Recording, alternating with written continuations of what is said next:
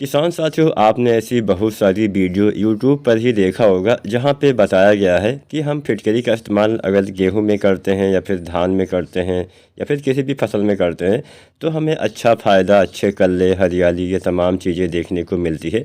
तो आज हम हकीकत से आपका सामना करवाने वाले हैं।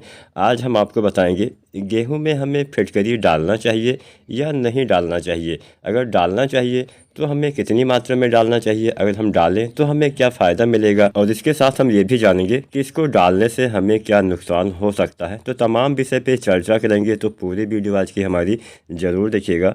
और आपके मन में जो भी सवाल हो, कोई भी सुझाव हो, तो आप नीचे कमेंट भी कर सकते हैं।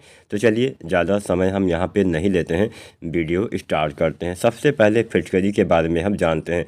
किसान साथियों या फिर सभी जो भी ये किसान साथी वीडियो देख रहे हैं, सभी भाई, आप सभी को फिटकरी के बारे में पता ही होगा। फिटकरी हम बहुत दिनों से जानते हैं और फिटकरी हम बचपन से ही देखते आ रहे हैं कि जो हमारे घर में जो मतलब सेविंग होती है या फिर नाई की दुकान पे आप जाते होंगे तो वहाँ पे फिटकरी का यूज होना काफ़ी कॉमन होता है। इसके पहले भी हम अपने पानी को, जो पीने वाला पानी होता है, इसको साफ़ करने के लिए भी फिटकरी का इस्तेमाल करते थे। कहीं पे कट जाते थे तो वहाँ पे खून निकलता था, तो वहाँ पे खून रोकने के लिए भी हम कई बार फिटकरी, मतलब कटे फटे में भी हम फिटकरी का इस्तेमाल कई बार पहले करते थे। अब उतना इस्तेमाल नहीं होता है, लेकिन सेविंग में अभी भी इस्तेमाल होता है। जो नाई की दुकानें होती हैं वहाँ पर अभी भी फिटकरी का इस्तेमाल किया जाता है। आज हम इसके इस्तेमाल का सही तरीका भी आपको बताएंगे और साथ में ये भी बताएंगे कि क्या सभी को इसका इस्तेमाल करना चाहिए या नहीं करना चाहिए। अब फिटकरी में पाया क्या जाता है?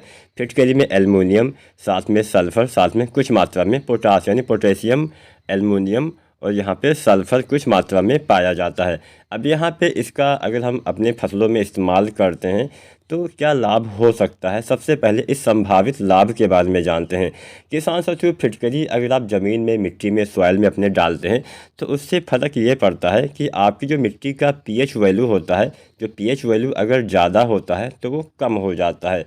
अब पीएच वैल्यू ज़्यादा होने से, कम होने से हमें क्या मतलब? अब पीएच वैल्यू अगर ज़्यादा हो जाता है, मतलब एक सामान्य होता है ना, सामान्य स्टेज, उससे ज़्यादा हो जाता है तो ऐसी समस्या आ जाती है कि जो हम खादों का इस्तेमाल करते हैं, खासकर जो हम माइक्रो न्यूट्रिएंट्स डालते हैं, जैसे आपने जिंक डाला, आपने सल्फ़र डाला, आपने जो है अन्य कोई चीज़ डाला, मतलब माइक्रो न्यूट्रिएंट्स में बहुत सारी चीज़ें आ जाती हैं। पोटेशियम, मैग्नीशियम हो गया, इसके साथ साथ बोरोन हो गया, बहुत सारी ऐसी चीज़ें होती हैं जिसका हम इस्तेमाल करते हैं, जो पौधे के लिए भी ज़रूरी तत्व होते हैं। तो कई बार ऐसा होता है कि जब ज़्यादा हो जाते हैं तो ये हमारे पौधे के लिए अघुलनशील हो जाते हैं। मतलब ज़्यादा पीएच वैल्यू होने से ये जो हमारे खासकर सूक्ष्म तत्व होते हैं ये अघुलनशील हो जाते हैं, जो आपके पौधे के लिए उपलब्ध नहीं हो पाते हैं। समझ लीजिए एक हिसाब से बेकार ही हो जाते हैं, लेकिन मिट्टी में तो मौजूद रहते ही हैं, वो मिट्टी से तो कहीं जाने वाले हैं नहीं।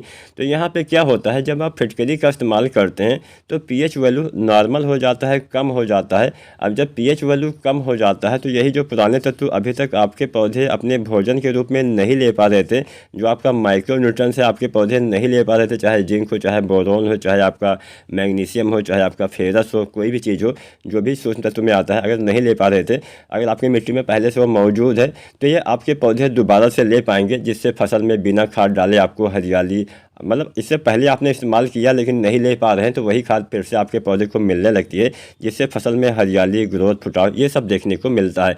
अब बात ये आती है कि किन किन किसान साथियों को इसका इस्तेमाल करना है। तो सभी किसान साथी को फिटकरी का इस्तेमाल नहीं करना है। जिसकी भी मिट्टी का पीएच वैल्यू 7 से ज़्यादा है, मतलब 7 से ज़्यादा मतलब 8, 9, 10, 11, 12 ऐसे ऐसे है, तो आपको मतलब 8 है तो इस्तेमाल करिए, 7 है तो इस्तेमाल मत करिए, या फिर 7 से कम है तो भी इस्तेमाल मत करिए। अगर कम रहेगा तब आप इस्तेमाल करेंगे तो भी नुकसान हो जाएगा। तो यहाँ पे बस आपको सबसे पहले अपनी मिट्टी का पीएच वैल्यू चेक करना है। पीएच मीटर बाज़ार में 1000, 1200, 1500 में अच्छी क्वालिटी के आपको मिल जाते हैं, वहाँ से आप लाइए, ऑनलाइन आप खरीद सकते हैं। तो पीएच मीटर आपको लाना है, अपनी मिट्टी का पीएच वैल्यू चेक करना है। अगर पीएच वैल्यू कम है या फिर अगर आपने मिट्टी की जाँच करवाई है तो वहाँ पर भी पीएच वैल्यू पता हो जाता है।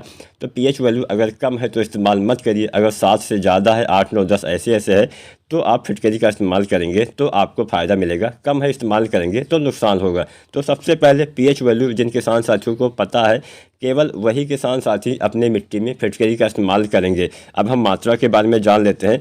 तो फिटकरी का इस्तेमाल लगभग 1 किलो से लेकर 1.5 किलो प्रति एकड़ तक आपको करना है। आप इसको महीन महीन पीस के किसी खाद में मिला के भी डाल सकते हैं, जैसे यूरिया के साथ डाल सकते हैं, या फिर आप चाहें तो इसको जब आप पहला पानी लगाते हैं या फिर सिंचाई करते हैं तो जहाँ पे पानी गिरता है वहीं पे आप रख देंगे, किसी भी बोरे में, टाट वाले बोरे में, या फिर किसी भी कपड़े में लपेट के रख देंगे, तो वहाँ से पूरे खेत में ये फैल जाएगा। जो भी तरीका आपको आसान लगे उसका इस्तेमाल आप कर सकते हैं। 1 से 1.5 किलो मात्रा 1 एकड़ खेत के लिए पर्याप्त रहने वाली है।